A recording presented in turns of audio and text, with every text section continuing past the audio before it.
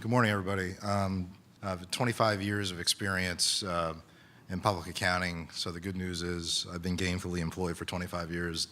The bad news is I've been around long enough to see a lot of the trends that I'm going to be talking about, so we'll jump in here. So let's talk a little bit about the current manufacturing landscape. So there's been a shift to moving production overseas to save money in the past, and what we're seeing now is that shift is slowing down. And we're seeing companies now much more interested in bringing their production back to the States. So exporting overseas has obviously become more expensive. There's an increased labor cost overseas. The energy costs overseas are not what they once were. And of course, there's the tariff matters. So a couple of fast facts for you. In 2017, more than 170,000 U.S. manufacturing jobs were created by reshoring activities and foreign direct investment. And between 2004 and 2016, the large advantage that China once had over us from a cost standpoint has diminished from 14% down to 1%. So a little bit about the changing foreign business climate, and Gabe touched on this a little bit. There's a little bit of overlap in Gabe's slides and mine, which sort of makes sense because consumer products are all driven by manufacturing. Tariff and trade tensions. So this has been the biggest part of the news that I've heard recently, the one that was worrying me the most about our presentation. What would happen with tariffs in the past 30 days? There's been a lot of volatility in that. And as you know, there's been recent tariff discussions between the U.S. and China, increasing tariffs from 10% to 25% on metals and hundreds of billions of dollars in tariffs levied between the two countries. But the object being here, I think, from our administration is to try to level the playing field for U.S. businesses, but us on the other side here can't see that not having some sort of a negative impact on raw material costs and manufacturing costs and ultimately cost to consumers for products. And we're all just hoping that this doesn't do more harm than good. So there's been some trade deals that have been pretty well publicized. The U.S., Mexico, Canada agreement, which is a replacement for NAFTA, carries forward many of the NAFTA qualities, including lack of tariffs or minimal tariffs between trade between the United States, Mexico, and Canada. And there's a bit of an automotive component to this, whereby there's now been an increased threshold of product for North American automobile manufacturers now that those automobiles have to have up to 75% of their content made from North American companies, and has to be built by labor they're earning at least $16 an hour US. So again, we're seeing a shift towards keeping things closer to the States here, and also we're seeing a shift towards normalizing minimum wage for our working class.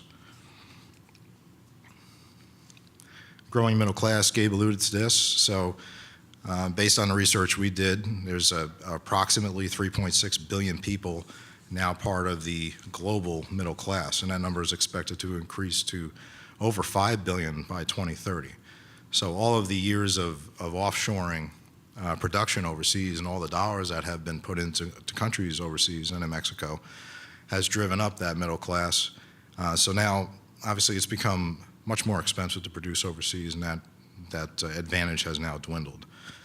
Increasing foreign labor costs, which was, I think, the primary concern for companies having overseas manufacturing. Is that advantage still there? Well, we've seen it as a dwindling benefit. Some other industry trends here. 17 out of 18 of the major manufacturing U.S. industries reported growth in 2018, the one exception being furniture and furniture products. And the experts and we think that manufacturing growth will continue. They say about 4%. I think that's probably a pretty accurate figure between 2018 and 2022. And there's a quality over quantity mindset. So getting into the lean manufacturing, I can remember earlier in my career, warehouses full of inventory, because it took such a long time to get your product from overseas. So now, with the advancements in computer systems and production and knowing exactly what your customers will want at any point in time, we're seeing a much more robust inventory control model, and certainly having less on the shelves is perceived as being a good thing, not tying up all that working capital with your inventory. On-demand marketplace, certainly, there's been a lot of news about Amazon lately. This says 2-day shipping. I know there's same-day shipping in certain markets. People expect their products right away. They expect their products to be of a high quality. That's certainly, we're expecting that to continue. I mean, I think once you're used to getting something at the snap of a finger, no one ever wants to give up that luxury. So a little bit more on tariffs. Our current weighted average import tariff rate is about 2%. It's about 2% here in the States, and as you know, the U.S. has imposed additional 25% tariffs on about $50 billion worth of Chinese products, and also has imposed tariffs on aluminum and steel. And I have quite a few manufacturing clients that use metal in their raw material process, and they're starting to see the effects of some of those increased costs coming through, causing them some margin compression. I guess the one advantage here with respect to the foreign currency, we've got a much more significant import of Chinese goods here into the States than we export out to them.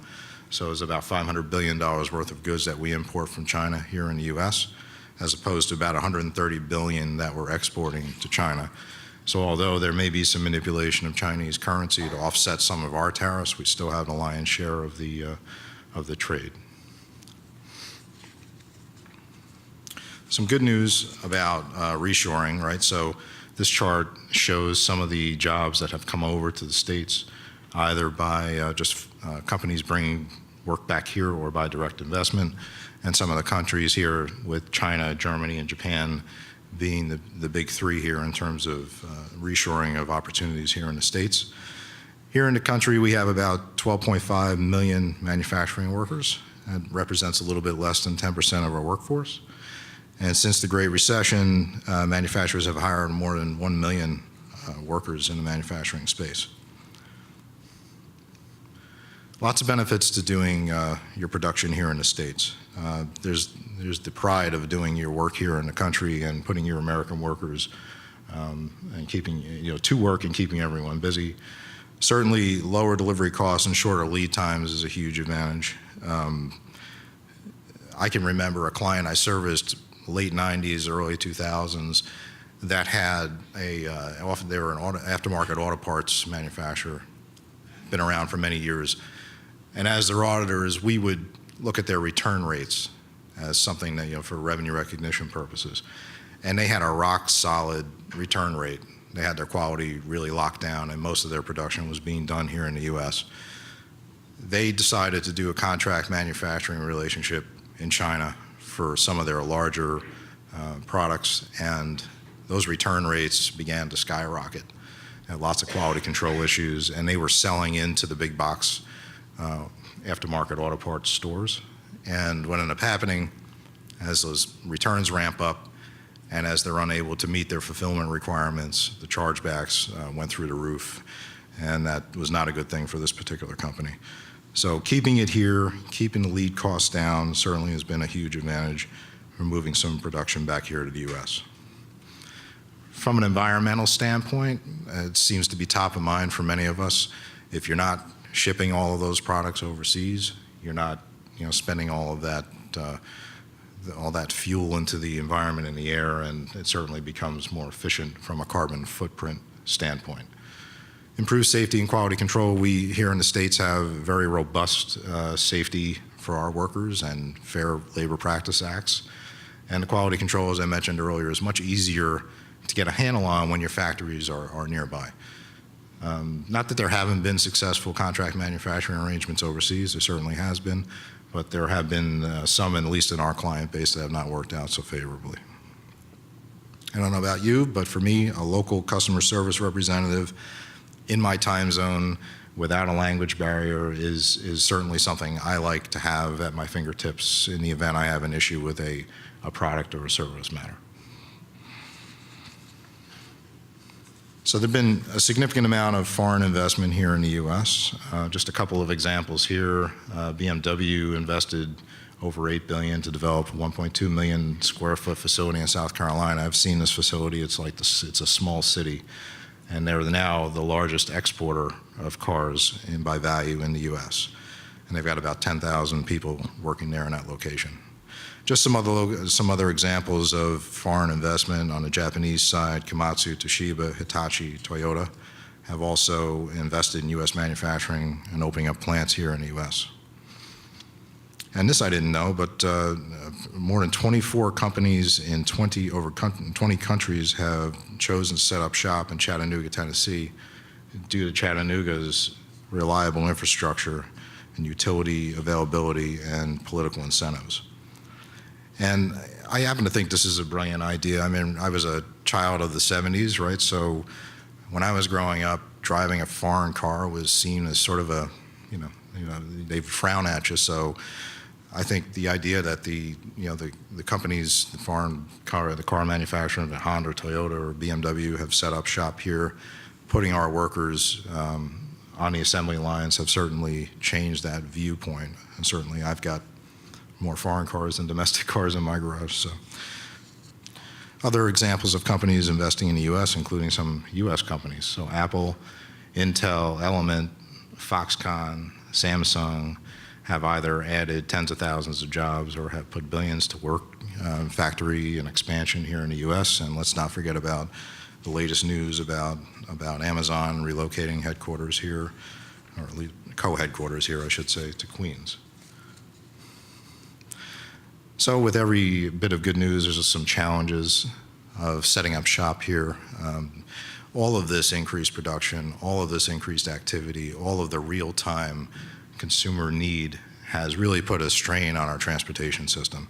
So we've got increasing freight costs, 8.2% jump in truck transportation costs from April 17 to April 18, 12.8% increase in all modes of transportation costs over that same year. So we've got a lot of people going after a small number of shippers, a classic supply and demand scenario. In addition, we've got labor shortages, really hard to get your hands on folks, truckers, and folks that can help transport your product. And this all, of course, eats into company margin. And then the Fed has basically put mandates on drivers. So for safety reasons, these drivers are now monitored electronically to make sure they're not exceeding their industry standards in terms of how long they can be on the road, leading to longer lead times to get product to customer and increasing costs. Some other threats is a skilled labor drought. It's an excellent employment market right now if you're an employee. So really hard to get skilled labor in your plants right now. Everybody's fighting for the same workers. And I'll just make a comment. We have many businesses that we service that have skilled and unskilled workers. The unskilled workers are also a problem, not necessarily because they can't find them, because they're finding it's hard to get them to pass drug tests. At least, and I've seen this in different parts of the country where it's really hard to get unskilled labor to get to work in your factories because there's a drug issue in their screening exams. So I found that to be very surprising. We do have heavy regulation here in the States. It's the EPA, OSHA, the Department of Labor, everyone putting regulations on companies to make sure that all these different groups are being handled appropriately and laws are being followed. That's very costly to companies, so there's an additional expense to doing some work here. Rising cost of labor. Just like overseas, here our labor costs are rising. There's been very well publicized, many companies now stepping up and raising their minimum wage within their company. Just some examples, Amazon is now at $15 an hour, Walmart's at 10, Costco's at 14, Target's at 12, all with that effort to try to help the working class support their families. So again, all of that is it's a very good thing from a quality of life standpoint. From a P&L standpoint, obviously, there's a cost to that. And companies are willing to make that investment. And although there is reshoring, there's plenty of emerging nations out there that are still competing with us and will continue to compete with us for the foreseeable future. China, India, Russia, Brazil, and the Middle East are still a threat. They're very technologically advanced there, and some companies are taking their skilled workers and their very highly and complex manufacturing, doing that here, and continuing to send offshore some of the what we call mass production type activities.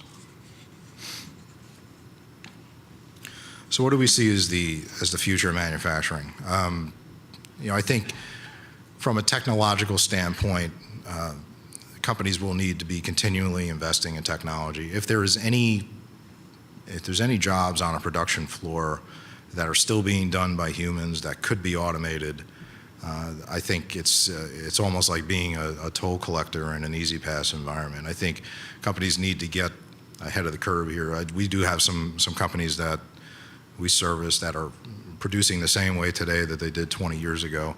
And we speak about this sort of thing with them all the time, and their need to invest in the future or unfortunately be left behind.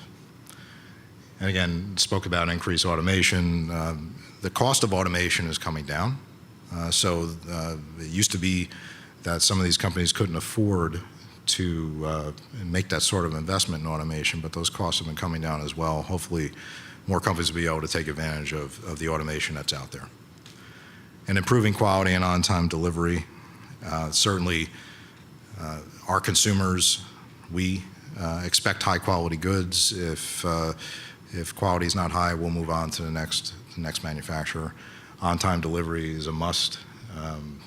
We want it yesterday, basically. So we definitely see manufacturing being driven by the amount of investment in technology and automation in order to be successful in the future.